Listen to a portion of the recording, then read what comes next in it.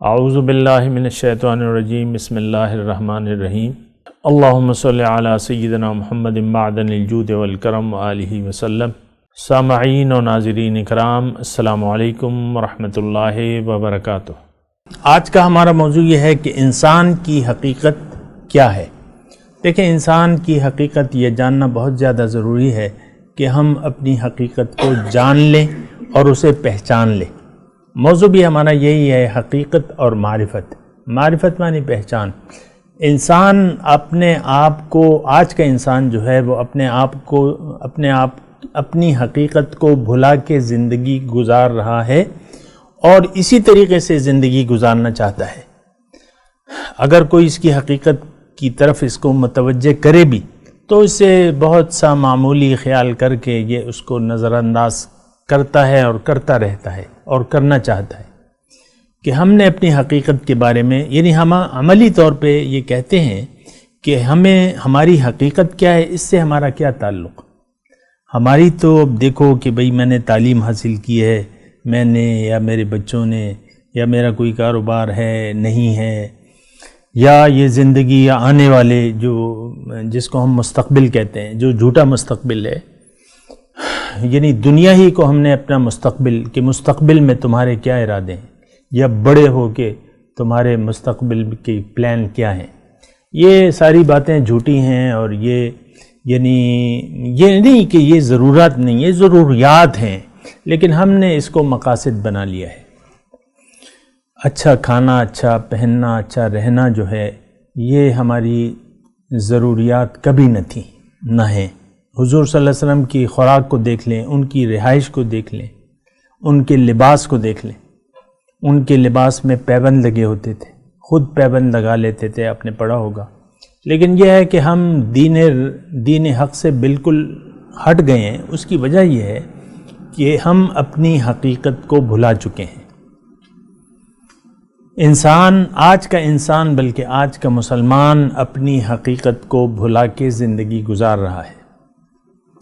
اس صورت میں دیکھیں، دنیا کا وقت تو گزر جائے گا۔ ایک بات نوٹ کر لیں، دنیا جیسی تیسی ہوگی، گزر جائے گی، لیکن ایک بات بالکل واضح ہے، یعنی اس کے آپ نتائج نوٹ کر لیں کہ اگر انسان اپنے آپ کو، اپنے مقصود حیات کو بھلا کے زندگی گزارے گا تو یہ زندگی اس کی بڑی مشکل ہو جائے گی۔ دنیا کی زندگی، چین اور سکون اس کو میسر نہیں ہوگا۔ نان ایشوز اس کے لیے ایشو بن کے کھڑے ہو جائیں گے۔ نان ایشوز، کوئی ایشو نہیں ہوگا، بس آپ پریشان ہو، لوگ کیا کہیں گے، میری تو ناک کٹ جائے گی۔ اب یہ کوئی ایشو تو نہیں ہے، یہ تو کوئی ایشو نہیں ہے کہ بھئی تمہاری ناک کٹ جائے، تمہاری کون سی ناک کٹے گی۔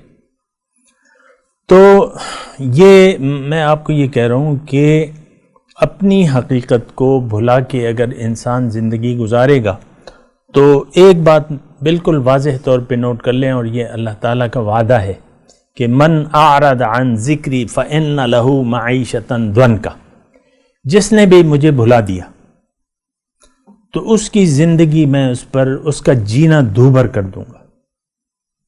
کوئی ایشو نہیں ہوگا اور پریشان ہوگا، دولت کے انبار ہوں گے، پریشان ہوگا، 10-12 بچے ہوں گے، پریشان ہوگا، اونچے محل میں رہ رہا ہوگا، پریشان ہوگا۔ تو ایک بات بالکل میں آپ سے یہ کہتا رہتا ہوں کہ پہلا نقصان آپ کی ظاہری دنیا کی زندگی گزارنا آپ پر دوبر ہو جائے گا، زندگی تنگ ہو جائے گی۔ یہ اللہ کا وعدہ ہے اور یہ کسی انسان کی بات نہیں ہے۔ دنیا میں آپ کی زندگی مشکل ہو جائے گی، ایک بات۔ دوسری بات یہ ہے کہ یہ دنیا ہے، چلو جیسے تیسے گزر جائے گی۔ وہ جیسا کہ شاعر کہتا ہے نا کہ اب تو گھبرا کے یہ کہتے ہیں کہ مر جائیں گے، مر کے بھی چین نہ پایا تو کدھر جائیں گے۔ تو دیکھیں، یہ زندگی کی جو مشکلات ہیں، یہ اس کی کوئی اہمیت نہیں ہے جو آنے والی مشکلات ہیں، یعنی پہلی جو آپ کی زندگی شروع ہوگی حقیقت میں، موضوع ہمارا حقیقت ہے نا، حقیقت میں جو آپ کی زندگی شروع ہوگی، یعنی قبر کی زندگی، وہ تو بہت ہی مشکل ہے، زیادہ آپ نے سنا ہوگا کہ قبر جو ہے انسان پہ، جس نے حقیقت کو بھلا کے زندگی گزاری، یہ الفاظ میرے ہیں لیکن یہ ہیں قرآن کے اور حدیث کے الفاظ ہیں، جس نے اللہ کو بھلا کے زندگی گزاری، یہ قبر اس پر تنگ ہو جائے گی، یہ پسلیاں آپس میں ایسی مل جائیں گی جیسے کہ یہ دونوں ہاتھوں کی انگلیاں، وہ قبر جو ہے وہ تنگ ہو جائے گی اس پہ۔ اب قبر کی حقیقت کیا ہے اس کے بارے میں ہم زیادہ نہیں جانتے، لیکن ایک زندگی ہے جو اس کے نسبت زیادہ حقیقی ہے، جو ہم زندگی اس وقت گزار رہے ہیں۔ اچھا، پھر جو ہے سانپ ہیں، اور سانپ کا وہ آیا ہے کہ وہ تیزی سے حرکت کرنے والا زہریلا، تو وہ سانپ وغیرہ متعین ہو جائیں گے، اور یہ ہم تو اسے جھوٹ سمجھتے ہیں لیکن یہ ہے حقیقت۔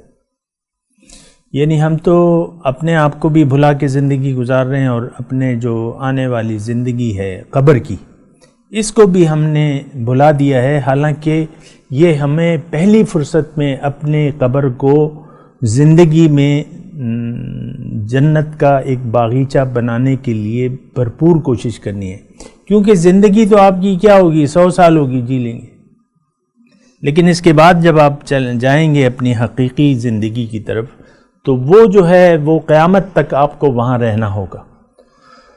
تو اللہ کے رسول نے یہ فرمایا ہے کہ قبر جو ہے یا تو دوزخ کے گڑھوں سے ایک گڑھا ہے، یا جنت کے باغیچوں سے ایک باغیچہ ہے۔